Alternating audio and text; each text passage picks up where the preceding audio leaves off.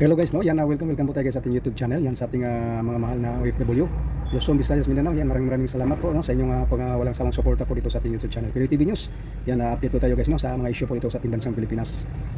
Yan, ating pag-uusapan ito ngayon guys, no, itong nilabas na CCTV footage ni video ni Morales. Ay talagang trending po ito ngayon dahil po ay ito po yung video guys na talagang hindi ito basta-basta itong video ito. Na itong nilabas ni Morales ay grabe ito, no? Talagang ebidensya ay talagang totoo. Ay ito po ay hindi gawa-gawa lang. Ito po yun ay CCTV footage video po ito. Nilalabas po ni Morales. Nakita ko natin doon sa interview ni Maharlika, no?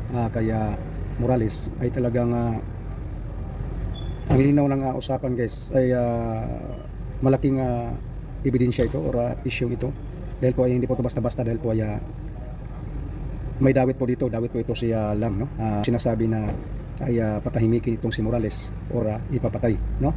Dahil po ay itong inuutusan or itong nagsasalita ay talagang nami-mention po dito yung ito po yung sinasabi ng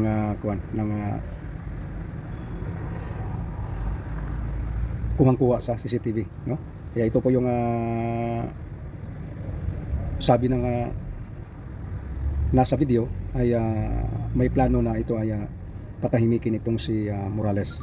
Umano'y yung Lam na yan, yun po ang nag-uutos, yung parang nagpaplano na ito ay patahimikin si Morales. Kaya ito po yun guys ay ating panoorin at ipakita ko sa inyo guys itong interview ni Maharlika, no? Ito kay interview ni Maharlika dito kay Morales.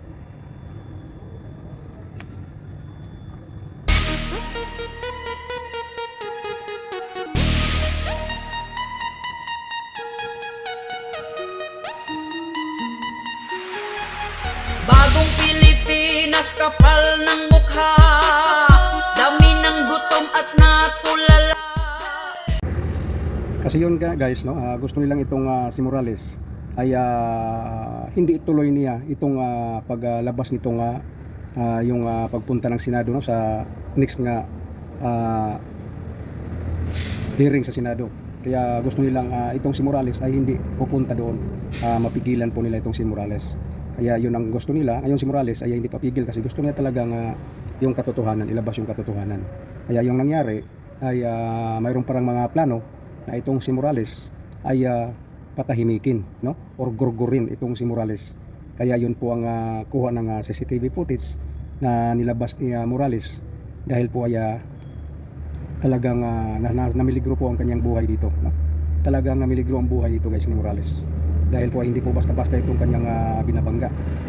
Malaking pader po itong binabangga ni Morales, pero itong si Morales ay talagang nanindigan siya sa kanyang pinanindigan ngayon itong katotohanan, no? Dahil ay hindi po basta-basta itong mga nilalabas niya. Nagsimula lang po ito guys sa Pedia Lake, no? Kaya itong bagong video ngayon, kaya kilabot ito ay talagang nandoon po yung plano na itong si Morales ay papatay o gurgurin itong si Morales. Kaya hindi basta-basta po ito. Kaya ito po ay pinaka malaking ebidensya, no, ni laking alas ito ni Morales, itong ebidensyang CCTV footage na nakukuha po doon sa loob ng kanyang bahay. Kaya yun po guys, no, subaybayan po natin to guys sa sunod na hearing. I think this coming 13 or 17 ba yun yung next hearing ng sa Senado tungkol itong sa Pedia Lake. Kaya atin pong abangan yan at panoorin natin kung anong itong CCTV footage na ito na nakukuha po sa bahay ni Morales, at ito po ba ay maimbestigahan doon, no? Dahil po ay mayroon na pong nakamention pong mga pangalan doon na umano ito po ang nag-utos, ito po yung gustong patahimikin si Kuan, at na-mention talaga doon si James Kumar po, na-mention po doon sa video na yun, no? Kasi itong si James Kumar, ito po yung talagang kaya itong si James Kumar ay nabanggit po doon sa usapan sa video na isa ito po lang parang agent, no? Ito po yung isang utusan ng nasa gobyerno. Ito po yung isa din pala itong nasa malaking may kaso din ito nung una, no? Mayroon daw kaso itong si Kumar. Kaya marami po itong mga connection dyan po sa Malacanang, especially po dito kaya Lam. Kaya yun po ang ating abangan po guys. Kung ito po ay imbestigahan pa itong CCTV footage nitong nilabas ngayon doon po sa interview kay Morales doon sa kaya Marlica. Kaya abangan po natin. Kaya yun guys, no, ang ating komento at reaction po dito po sa viral na video ngayon. Yan dito sa siniwalat ni Morales, no. Kaya thank you so much again sa inyong lahat, sa inyong suporta. Walang sawang suporta po ito sa ating YouTube channel, Pinoy TV News PS. Thank you so much. Bye-bye and God bless. Mabuhay tayong lahat.